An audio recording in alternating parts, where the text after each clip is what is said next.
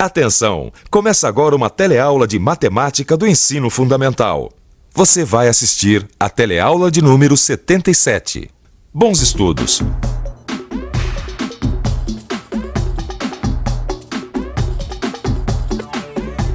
Hoje a gente vai rever as representações gráficas, onde você vai poder, mais uma vez, revisar como se constroem e interpretam gráficos. Na teleaula de hoje, você vai rever como são os gráficos de segmentos, os gráficos de barras, os gráficos circulares e, por fim, vai rever como o gráfico cartesiano pode representar as equações e resolver um sistema do primeiro grau.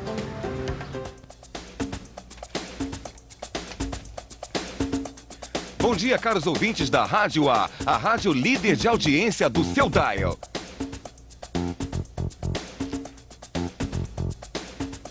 Notícias do jornal. Olha, essa aqui é quentinha, hein? Cai a arrecadação do imposto no estado de São Paulo. O caso é muito grave e, pelo que eu estou vendo aqui, a situação vai piorar ainda mais. Se a queda da arrecadação de imposto vai mesmo piorar a situação, isso eu não posso garantir. Agora, uma coisa dá para afirmar sem pensar. Você já reparou que o nosso dia a dia está repleto de gráficos? Em relatórios de empresas, em análises econômicas, em estudos do governo. Enfim, é só você prestar atenção que vai ver como os gráficos cercam o nosso dia a dia. Esse gráfico aqui, por exemplo, é um gráfico de segmentos. Em geral, ele é feito num papel quadriculado com dois eixos, um horizontal e outro vertical. Esse gráfico específico representa a evolução da arrecadação de impostos do estado de São Paulo. Veja que na reta horizontal estão marcados os meses e na vertical os valores da arrecadação correspondente a cada mês. Veja quantas informações esse gráfico traz. No mês de fevereiro houve uma queda brusca da arrecadação, que se recuperou em março, superando inclusive o mês de janeiro. A arrecadação de março foi a mais alta do período. Daí para frente, a arrecadação começa a cair novamente, sem, no entanto, atingir os baixos índices de fevereiro. Você viu como ficou mais fácil a gente visualizar, entender melhor as informações? Pois é justamente essa a grande vantagem que a representação gráfica nos oferece. A gente tem a facilidade, através da visualização, de verificar os resultados que queremos. A gente pode comparar, analisar as causas desses resultados e até mesmo prever resultados futuros. Agora, depois de tudo isso, me diga uma coisa: os gráficos ajudam ou não na nossa vida? É claro que sim, né? Claro que sim, prezados ouvintes. Olha só, os gráficos realmente facilitam nossa vida. Não só facilitam, como também nos dizem muitas coisas. Rádio A rádio líder de audiência do seu dial. Bom dia, quem fala?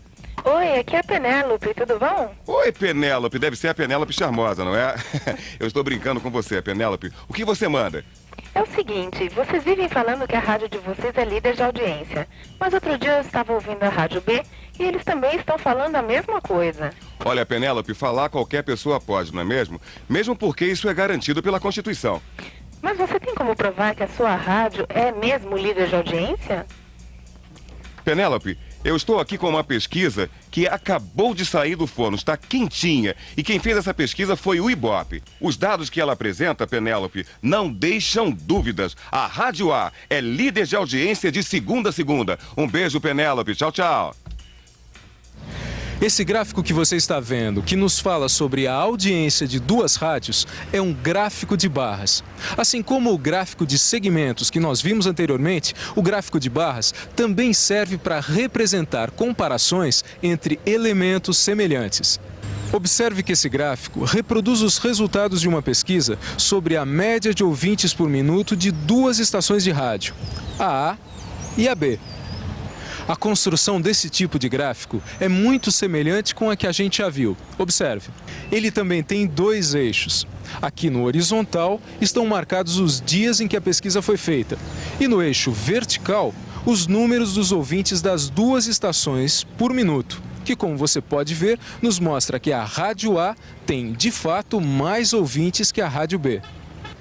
Observe que cada estação de rádio corresponde a uma cor na barra e que a distância entre elas, assim como a largura da barra, é sempre a mesma.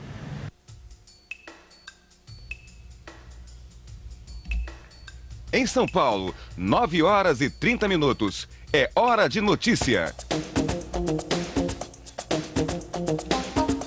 Essa deu no jornal, hein? Nos últimos 30 anos, os ricos foram ficando mais ricos e os pobres mais pobres. Isso é o que diz a pesquisa elaborada a partir de dados levantados pelo IBGE. Segundo a pesquisa, em 1960, os 10% mais ricos usufruíam de 39,6% da renda nacional.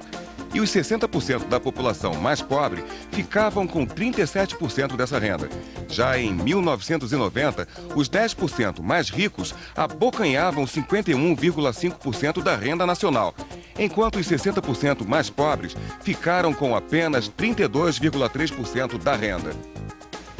Mas a pesquisa não para por aí. Ela fez o levantamento década a década, de 60 até 90, da distribuição de renda no Brasil. Veja que os gráficos nos mostram que os 10% mais ricos foram ficando ainda mais ricos a cada década.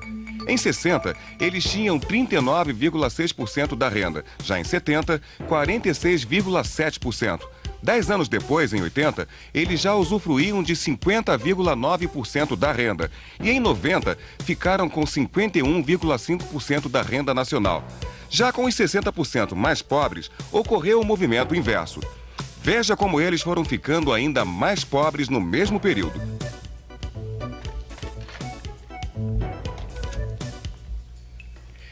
Caros ouvintes, essa é realmente uma situação muito difícil de entender, hein? A situação pode até ser difícil de entender, mas os gráficos, estes estão claríssimos. Esses são os chamados gráficos de setores, ou gráficos circulares, popularmente conhecidos como gráfico de pizzas. Esse tipo de gráfico é utilizado quando queremos representar as relações das partes de um todo entre si e das partes com o todo. Ou seja, nesse caso específico, ele nos mostra a relação das classes sociais com a renda nacional por 4 décadas. O círculo representa o todo, que seria a renda nacional. E essas fatias traduzem quanto cada classe social detém dessa renda. Veja, na década de 60, os 10% mais ricos usufruíam 39,6% da renda nacional. Os 30% intermediários ficavam com 37% dessa renda, enquanto os 60% mais pobres apenas com 23,4%. Você já reparou uma coisa nesse gráfico circular? Todas as informações foram dadas em porcentagens. Só que um círculo, isso a gente já aprendeu, tem suas medidas em graus. Lembra? Um círculo, 360 graus. Mas como será que se pode colocar num círculo informações que foram dadas em porcentagens? Mas como será que a gente pode traduzir porcentagens em graus? Vamos pensar um pouco? Vamos pensar um pouco. Se o círculo tem 360 graus, então eu posso dizer que os 360 graus, que correspondem ao todo do círculo, são a mesma coisa que 100%. Aí fica fácil.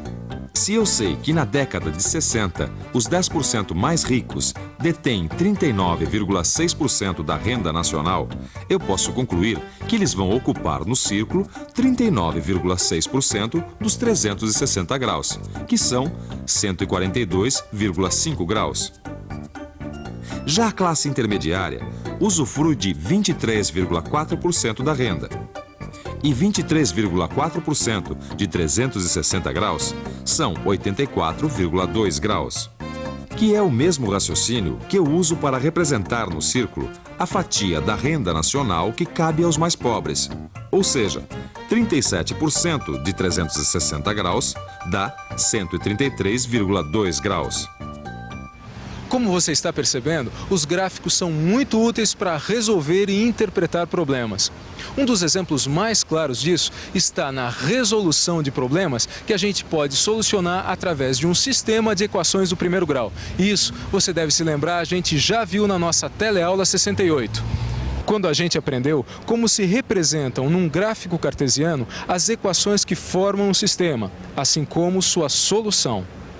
Mas se você não está se lembrando bem dessa história de sistema de equações do primeiro grau e do gráfico cartesiano, não precisa arrancar os cabelos. O nosso negócio hoje é recordar, não é? Então vamos lá. Aqui nós temos duas equações do primeiro grau que formam um sistema. E aqui está o gráfico cartesiano com seus dois eixos. No eixo horizontal, eu vou marcar os valores da variável x e no vertical, os valores da variável y. Só que para representarmos essas equações no gráfico, temos que fazer as tabelas relativas a cada uma delas. Veja que na primeira equação, quando x vale 7, y é 9. E para x valendo 10, y é 8. Já na segunda equação, a gente tem a seguinte tabela. Para x igual a 5, y é 7. E quando x for 10, y vale 8. Agora, é só colocar no gráfico cartesiano os valores que acabamos de encontrar. Aqui está o primeiro ponto da minha reta. E aqui o segundo. E assim, eu obtenho a representação gráfica dessa equação, que é uma reta. Faço a mesma coisa com a outra parte da equação, marcando dois pares ordenados no gráfico e obtendo mais uma reta, a da equação menos x mais 5y igual a 30. E aqui está. O ponto de intersecção das duas retas que representam as equações do sistema é a solução do sistema. Uma solução que, como você viu, foi determinada pelo processo gráfico. E atenção, se liga aí que é hora da revisão. Na teleaula de hoje, você pôde rever como se constroem e interpretam gráficos. Você viu como são os gráficos de segmentos. Viu também o que são gráficos de barra e como são elaborados os gráficos circulares. Por fim, pôde rever como o gráfico cartesiano pode representar as equações e solucionar um sistema do primeiro grau. E aí? Alguma dúvida com relação à utilidade dos gráficos? É claro que não, né? Eles são mesmo importantes na matemática e no nosso dia a dia também. Afinal, eles estão por toda parte. Então aproveite essa revisão e estude ainda mais esse tema. Pode apostar que ele ainda vai ser muito útil. Combinado? Então, até a próxima!